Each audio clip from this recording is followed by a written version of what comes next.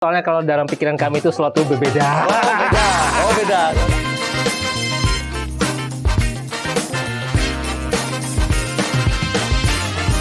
Selamat datang di Nasihat Om-Om. Nah, sekarang kita ketemu lagi dengan salah satu Om. Kalau ngomong Om, kayaknya ini Omnya ganteng, Omnya putih. Red. Tapi kalau masalah komunikasi, Omnya jago. Nah, sekarang kita bersama dengan Om Dinan. Jadi Om Dinan, kalau di sini itu kita manggilnya semua yang ada di sini Om-Om. Meskipun usianya masih under 30 gitu. Saya tahu mungkin muka Anda itu apa namanya baby face, tapi umur tidak umur tidak menjamin kan. Padahal kalau misalnya lihat kamera, lihat muka saya, berapa usianya? Ya paling 23, 24 ya. Tapi yang benernya nggak usah tahu Lah, gitu ya. tapi kan kita di sini kita ngomongin tentang om-om yang bukan dari muka ya. Kalau dari Oke. muka itu ya kalau saya sih om-om banget. Tapi kita dari angka umur dan dari tentunya dari pengalaman hidup. Padahal pengalaman saya masih kayak ager-ager Pak, masih menyel-menyel Pak. Menyel-menyel sama. Jadi setiap orang kan unik, punya pengalaman Oke. hidup yang berbeda. Iya. Dan Om Dinan di sini, nah kita itu akan ngobrol tentang pengalaman hidup Om-Om masalah duit. Oke. Jadi di season pertama nasihat Om-Om ini itu kita ada yang namanya nasihat Om-Om tentang duit. Gitu kira-kira. Aduh, ngomongin duit ini agak-agak takut ya. Takut ya? Bukan afiliator? Oh, bukan. Jelas kalau afiliator saya udah sebar-sebar duit di sini Pak, nggak usah diomongin lagi Pak. Tapi kalau secara tampang, kalau mungkin sebelumnya Om Dinan ini jadi afiliator, kan mungkin percaya. Komunikasi oke, tampang mendukung, tinggal dikasih Ferrari, jadi. Tapi kan semuanya juga harus ada berkah dan halalnya Pak. Amin. Dan di sini kita mungkin akan ngobrol bukan karena kita expert tentang keuangan, bukan.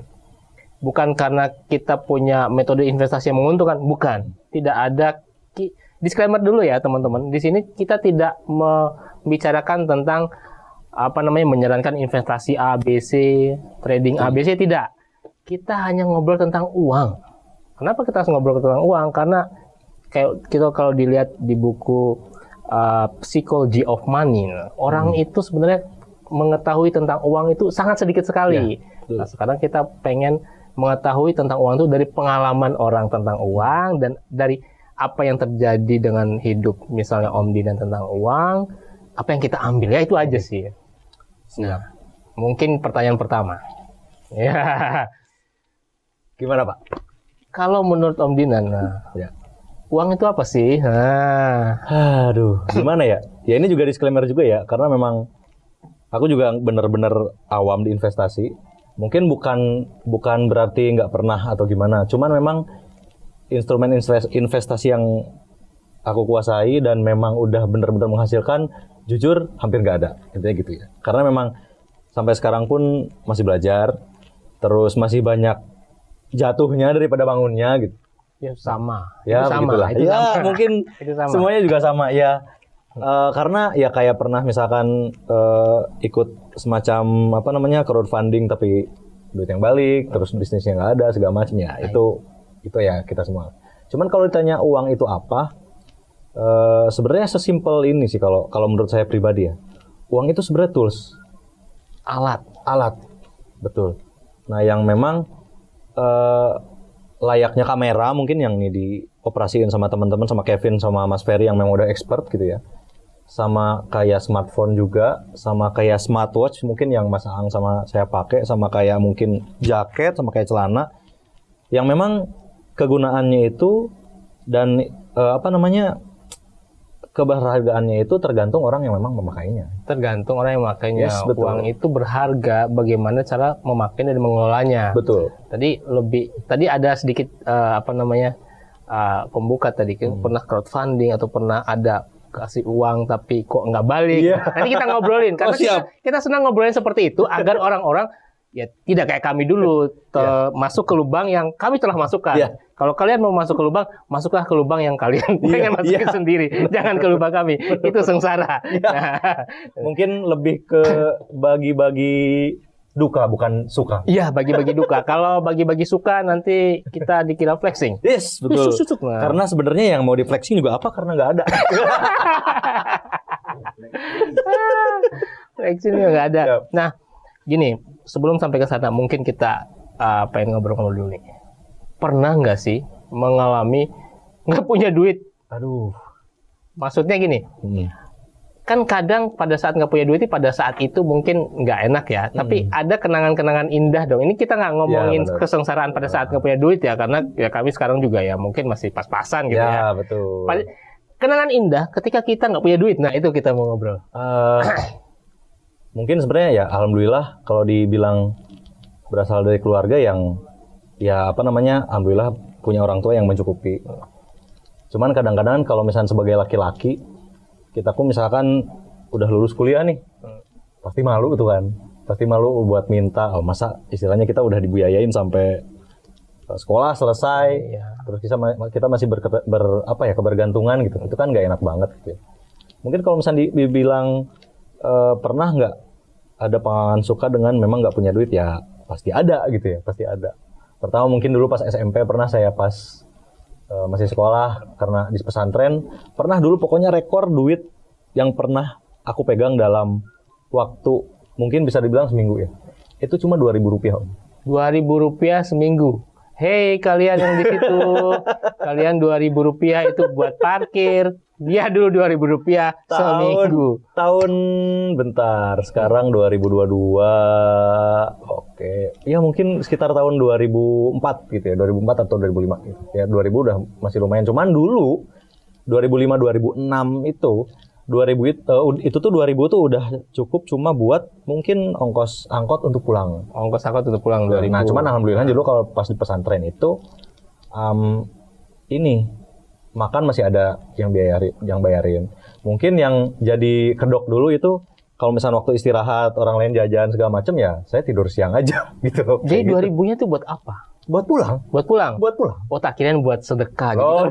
Ketika kita tidak punya uang, itu satu-satunya yang berharga milik kita. Kan katanya kan kalau sedekah itu kan bukan yang paling banyak yang kita kasih, bukan.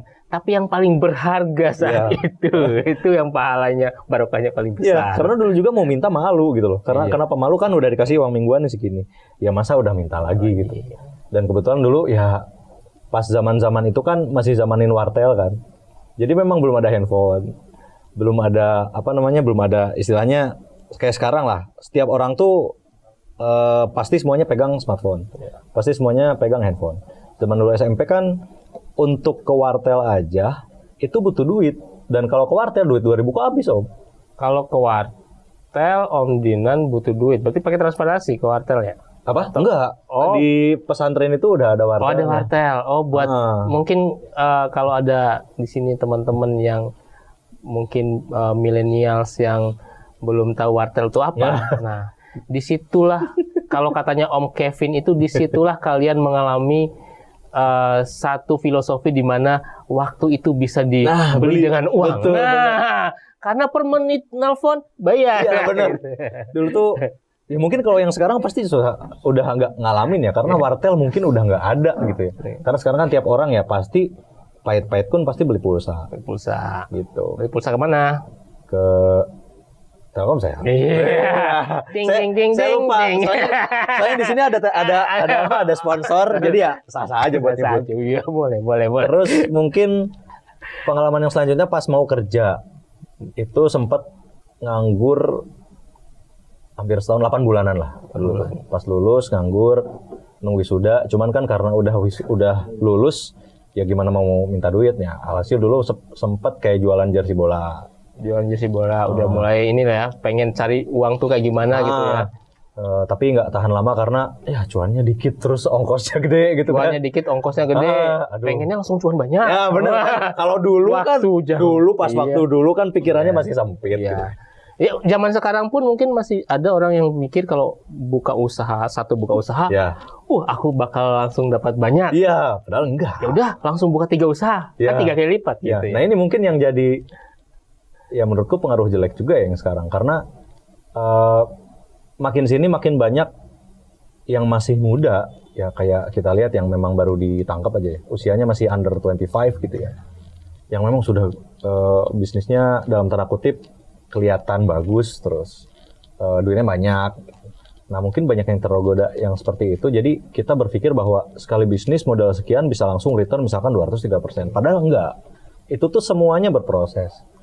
Gitu. Berarti kalau ada yang menawarkan sesuatu atau misalnya ini simpan di sini nih, ini pasti akan 12% per tahun, gitu, Nah. kepastian. Atau simpan di sini nih, aku akan bisa melipatkan 3 kali lipat uangmu dalam waktu 1 tahun gitu.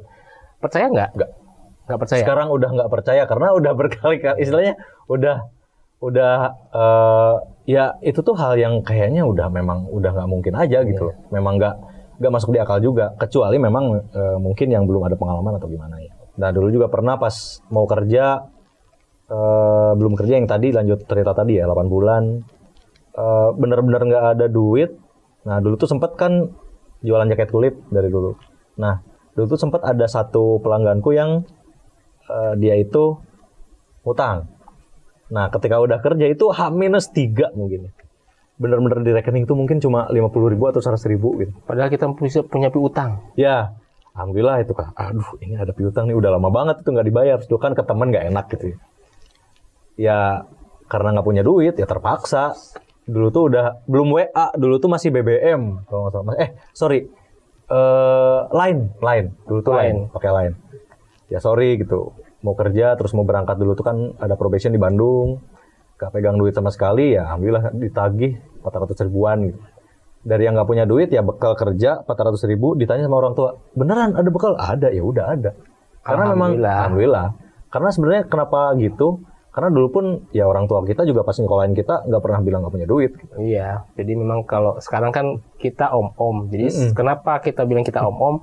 Karena kita juga mungkin sudah memiliki tanggungan ya, gitu ya, betul. udah memiliki anak dan juga sekarang juga kita sudah tahu ternyata orang tua itu ada nggak ada untuk anak pasti bilang ada. Bener. Dulu mungkin kita nggak kepikiran ya, tapi sekarang baru ketahuan. Ya benar.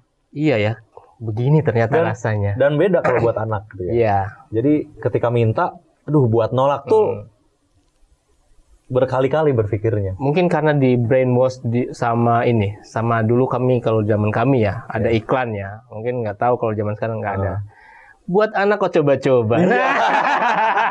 Tapi karena itu bukan sponsor kami nggak sebutkan itu. Apa?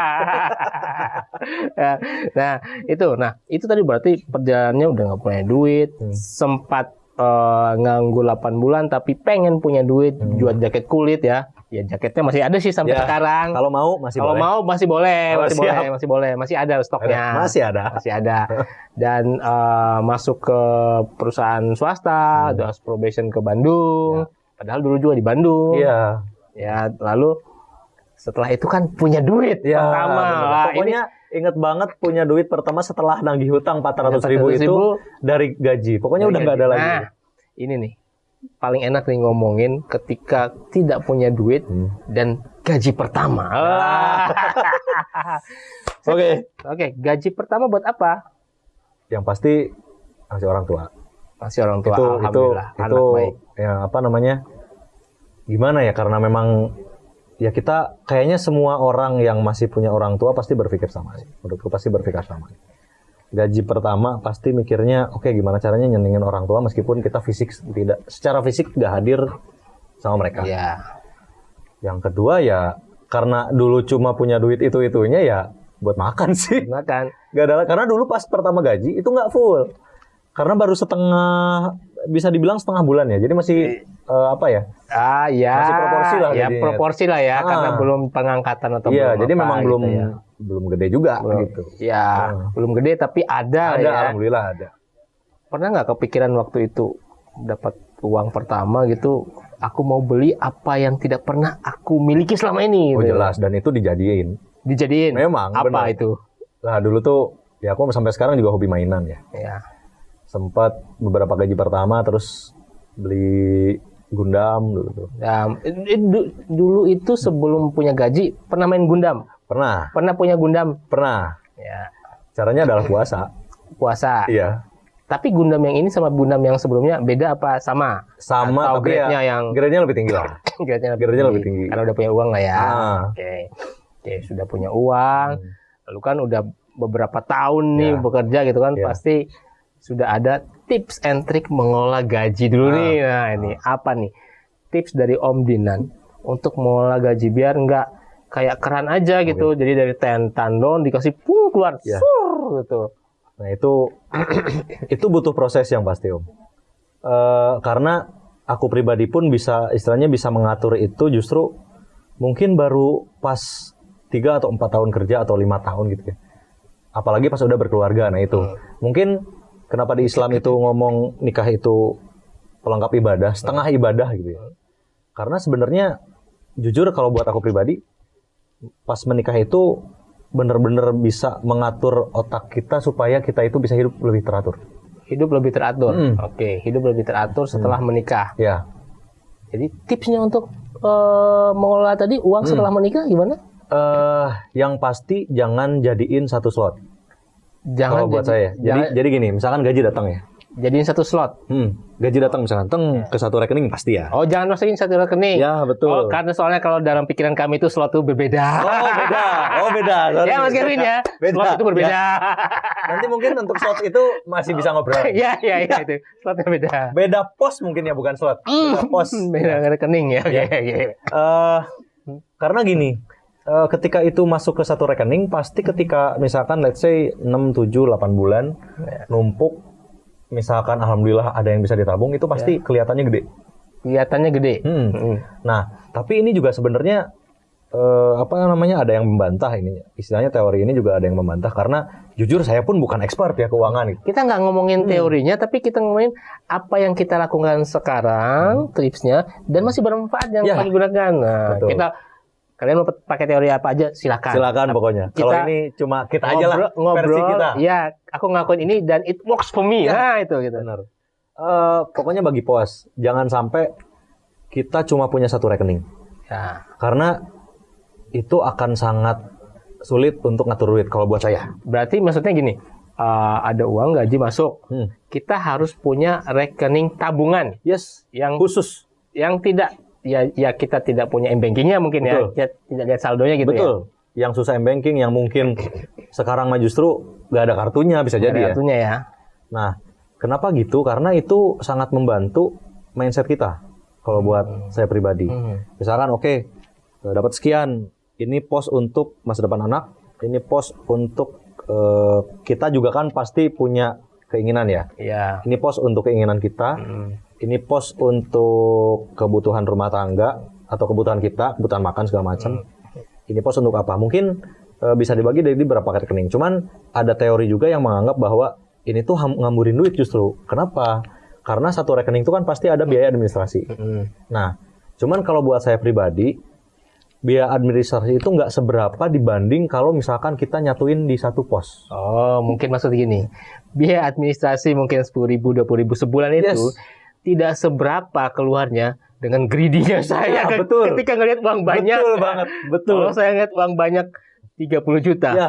Ada motor baru 30 juta. Yes. Oh, bisa ini. Bener. Gitu Jadi ya. misalkan 10 juta ya datang. Datang 10 juta misalkan. Bukan datang 10 juta. Di satu rekening udah 10 juta nih. Iya. Udah 10 juta. Oke, kita lihat sepatu, wah harga berapa? 1 juta, 2 juta, masih bisa. Masih bisa. Kita lihat handphone, harga berapa? 5, 6 juta, masih bisa. Masih ada. Duitnya ada. Duitnya masih ada. Nah, oke lah kita dapat 10 juta, misalkan ada 10 juta ya di satu tabungan. Kita beli handphone 6 juta. Kita loss 6 juta, sisa 4 juta. 4 juta. Nah, beda lagi kalau kita punya 10 juta. Terus kita bagi-bagi. Oke, untuk anak misalnya 3 juta, untuk nabung 1 juta, misalnya untuk kebutuhan rumah tangga 2 juta, misalnya 3, 1, 2, 6, sisa 4 juta. Oke, ketika kita lihat 4 juta, lihat harga handphone 6 juta, apakah mau? Oh, akhirnya kita menurunkan ego kita. Yes. Bukan merek lagi, tapi sesuai kebutuhan. Guna nggak sama saya ini. Betul. Speknya. Betul. Gitu. Jadi ibaratnya compare kita sebulan loss mungkin kalau punya tadi dibilang punya 4 rekening berarti ya 3 juta buat anak buat ini sebulan oke lah. Administrasi bank berapa sih? 10.000 sampai 12.000 dikali 4 sebulan mungkin let's say habis 50.000. Itu nggak sebanding dengan kita loss 6 juta langsung. Iya, dengan greedy-nya kita ketika Betul. kita menganggap dalam tanda kutip kita punya duit banyak. Padahal cuma anggapan. Iya. Ada sih. Iya. Ketika menuruti hawa nafsu, wah, Benar. hilang Langsung. Jadi memang itu menurut saya pribadi itu benar-benar nggak sebanding dengan apa yang kita akan loss kalau misalnya kita cuma punya 1 rekening. Berarti intinya kalau kita punya uang, kita harus bisa mempersiapkan pertama istilahnya dana safety net kita. Betul, dana darurat kita. Lalu investasi mungkin atau tabungan sekolah anak kita nggak tahu. Oh iya, dan dana darurat itu kalau buat saya pribadi itu harus cash. Harus cash. Liquid lah ya. Yes. Ya bisa diambil kapanpun yang kita mau, itu langsung diambil di bank atau liquid. Lalu kita harus ada mungkin bukan investasi ya, tabungan buat masa depan anak. Mau itu dari deposito silakan, mau itu ada yang asuransi ya silakan. Itu lalu kita jangan lupa kesenangan kita sendiri. Benar. Ada karena porsinya ya. Ada porsinya tapi jangan salah kaprah gitu loh. Iya. Kayak misalkan dapat gaji 2,5 juta, kita buat kesenangan 2 juta ya buat apa? Kita 500.000 kalau nggak bakal bisa hidup juga sebulan gitu kan ya.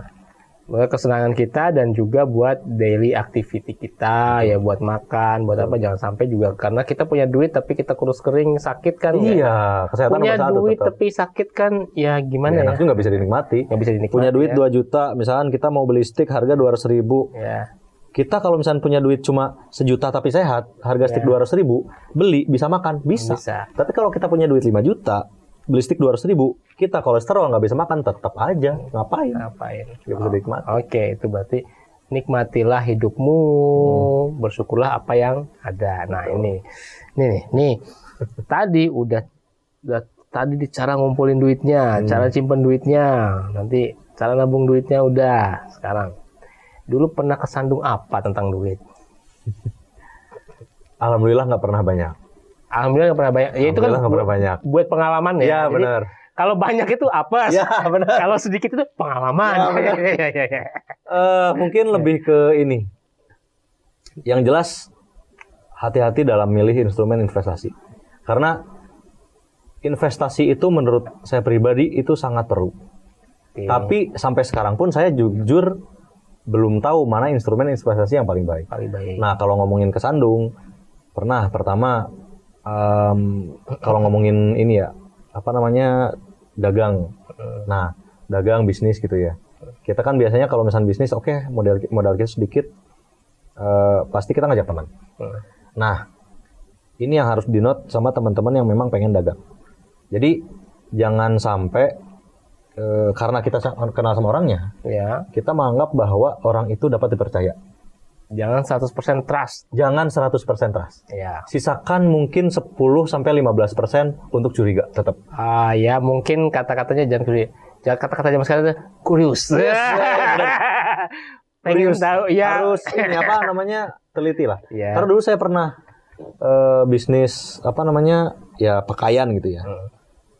Oke, modal kebetulan saya dulu, nah ini juga pernah kesandung tuh. Dulu tuh saya alhamdulillah pas kuliah itu dapat beasiswa 4 semester akhir. 4 semester terakhir dapat beasiswa. Ceritanya. Ya. Bukan ceritanya, memang. Oh iya. Nah, dulu tapi ini mungkin karena nggak berkah juga ya.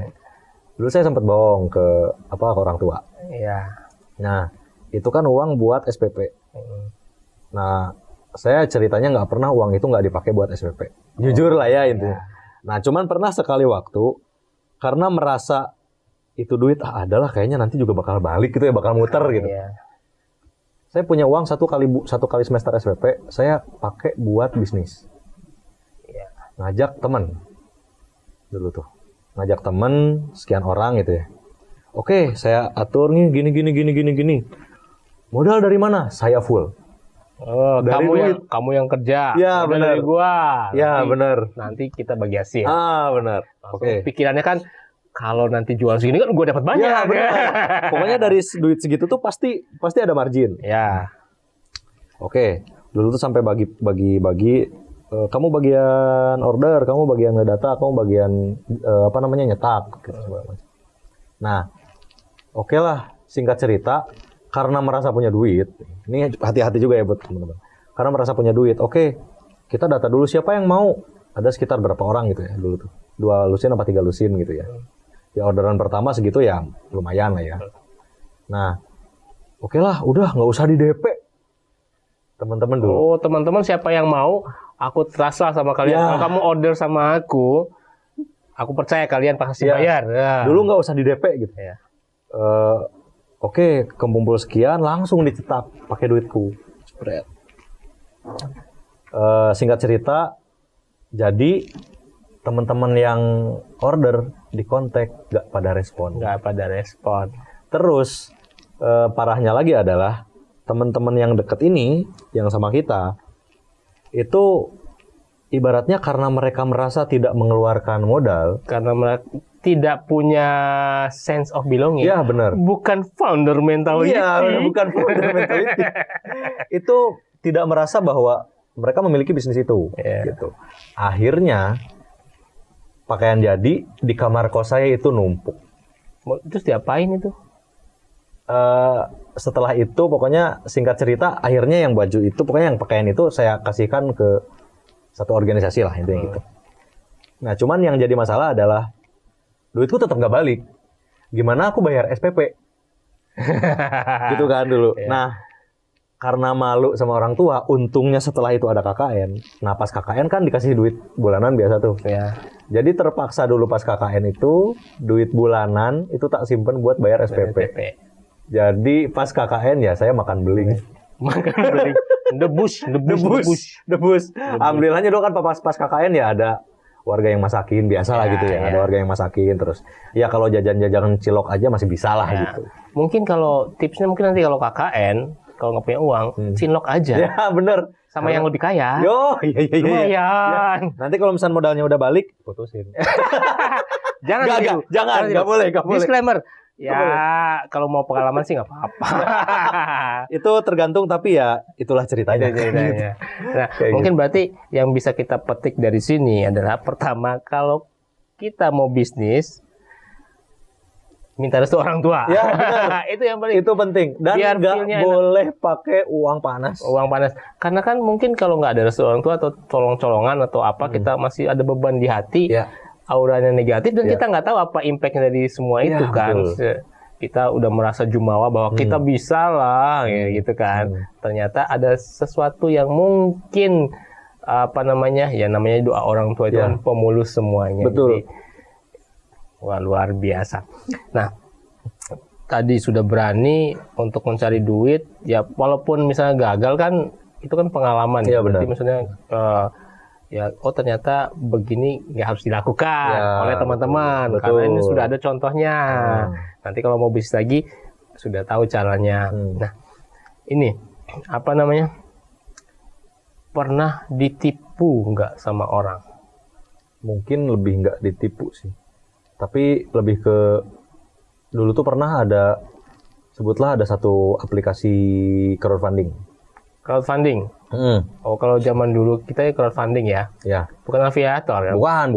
Crowdfunding tuh jadi kita tuh beli bisnis bareng-bareng. Jadi misalkan ada orang nih mau bikin kosan, upload di aplikasi itu. Oke, cari cari investor receh kayak misalkan kita bisa 100.000, 200.000, terus sekian orang itu dapat modal sekian ratus juta atau sekian miliar gitu. Nah itu tuh nggak dulu sih, ini mungkin baru setahun lalu, baru setahun lalu. Beberapa tahun inilah, misalnya tahun 2020, 2021 lah pokoknya. Mungkin nggak ditipu, tapi sebenarnya lebih ke nah ini juga mungkin ke ini ya, belajar juga teman-teman. Kita bayar oke lah sekian, untungnya nggak gede gitu ya. Sebut saya sekian gitu ya. Nah tapi ketika kita nerima laporan keuangan segala macam, itu nggak sinkron menurut saya. Dan menurut teman-teman yang lain juga. Karena ibarat misalkan, oke lah kita bisnis 100 juta, tapi misalkan yang ditulis itu keuntungannya cuma 1 juta kan nggak logis. Nah, itu mungkin bukan ditipu ya, tapi lebih ke oke, berarti memang kita berinvestasi di aplikasi yang nggak kredibel. Nah, itu. Oh, berarti ada crowdfunding. Jadi ada misalnya ada satu project nih, aku butuh modal dari siapa aja, kumpulin. Nanti kalau keuntungannya akan dibagi rata sesuai dengan proporsi modal masing-masing. Gitu ya kira-kira ya crowdfunding. Oke, berarti mungkin yang investasi itu perlu. Oke. Tapi sebenarnya ini istilahnya ini saya mau konfirmasi dulu nih. Ini setuju apa enggak? Kalau saya bilang bahwa sebenarnya sebelum investasi itu, yang paling pertama kita harus investasi itu knowledge. Yes, betul. Maksudnya kita belajar dulu investasi itu apa, tentang investasi seperti apa aja instrumennya, knowledge-nya sudah tahu, barulah kita pilih. Betul. Jangan gegabah memilih satu investasi yang tiba-tiba di situ tulisannya sudah return sekian persen gitu kan. Jangan tergiur. Akhirnya kita dalam tanda kutip belajarnya itu bukan belajar yang benar, tapi belajarnya untuk menjustifikasi, ya rasionalisasi bahwa itu yang kita lakukan itu benar gitu ya. Benar. Berarti benar harus belajar ya, apapun itu kalau mau ini ya, mau belajar saham, properti, tapi belajar dulu fundamentalnya gitu kira-kira. Betul. Jadi kalau menurut saya, kalau investasi, meskipun saya juga belum berhasil gitu ya dalam investasi ya. Tapi menurut saya yang paling penting adalah kalau investasi, pokoknya invest di sesuatu yang paling kamu ngerti, bukan yang paling kamu cuan. Berarti, nah ini bagus nih. Berarti ini sangat bagus banget yang bisa kita ambil. Investasilah di apa yang kamu sangat mengerti. Misalnya, kamu sekarang belajar tentang investasi saham. Investasi saham, kamu belajar fundamentalnya, teknikalnya, kamu perdalam itu. Ya investasilah di situ yang kamu paling mengerti. Jika kamu pengen, kalau kata orang kan, jangan simpan telur di satu keranjang. Jika kamu pengen menyimpan telur di keranjang yang lainnya, pelajari dulu keranjangnya bosan apa enggak. Gitu ya maksudnya. Jangan sampai keranjangnya itu nggak kuat juga nopang telur gitu. Pokoknya jangan sampai misalkan, oke lah sekarang hype kripto misalnya gitu. Cuan tinggi, to the moon segala macam. To the moon. Tapi jangan sampai kita investasi di situ karena cuannya besar. Pokoknya jangan, menurut saya pribadi. Investasilah meskipun yang returnnya kecil, itu yang paling kita ngerti. Karena ketika ada sesuatu kita pasti langsung gitu. Kayak saya dulu cuma pilih satu sih Om, karena memang itu paling ngerti. Saya cuma milih emas. Itu karena mempelajari emas. Saya simpelnya di emas. Mungkin lebih ke bukan investasi ya, tapi mempertahankan nilai uang. Mempertahankan nilai uangnya. Oke, berarti tadi salah satunya mungkin kenapa kita perlu untuk mempelajari dulu sebelum berinvestasi, karena ini ada satu kutipan bagus di buku namanya Intelligent Investor, yang konon katanya buku ini adalah awal yang pernah Warren Buffett itu pelajari dari buku ini. Nah, katanya sakitnya karena minus atau karena rugi itu berkali-kali lipat gak enaknya dibanding enaknya ketika hijau atau ketika untung. Jadi kadang orang itu kalau untung senang, bersyukur, atau ada juga lupa bersyukur. Tapi kalau rugi langsung sakit hati. Sakitnya itu berkali-kali juga. Karena mungkin knowledge dan akhirnya cut loss dan lain-lain. Ya benar. Oke, teman-teman, ini isinya keren sekali perbincangan kita pada episode kali ini, dan mungkin sebelum kita closing, kita berikan kesempatan kepada Om kita yang satu ini untuk memberikan nasihat Om-Om. Silakan Om Dinan. Aduh, kalau ngomongin nasihat ya bingung juga ya, karena sebagai manusia kan kita terus berkembang gitu. Sebagai manusia terus berkembang, nggak akan ada perfectnya, dan jujur saya pribadi pun belum ke level, istilahnya ke level yang ini mungkin oke lah, ini level manusia gitu ya, level manusia tertinggi, dia perfect segala macam ya, mungkin saya setengahnya pun, mungkin sepertiganya pun belum gitu, jadi masih sama-sama belajar. Tapi karena ini ngomongin tentang duit gitu ya, ngomongin tentang uang, yang paling penting yang harus kita mengerti adalah uang itu tools, dan jangan sampai kita dikendalikan oleh uang. Uang itu tools, jangan sampai dikendalikan oleh uang. Ya, jadi karena uang itu istilahnya harusnya memang kita yang kendalikan. Ibarat smartphone, jangan sampai kita itu punya smartphone, handphone pintar, tapi penggunanya bodoh. Oh, jangan sampai handphonenya lebih pintar daripada Iya, kita. benar. Jadi kita yang harus mengendalikan penghasilan kita yang harus mengendalikan uang. Jangan sebaliknya, jangan sampai penghasilan yang mengendalikan kita. Karena penghasilan besar mungkin langsung kita hambur-hamburkan. Nah, itu namanya dikendalikan oleh penghasilan. Tapi kita harus tetap take control. Take control berarti itu bukan masalah di uang, teman-teman, itu masalah di sini, mindset.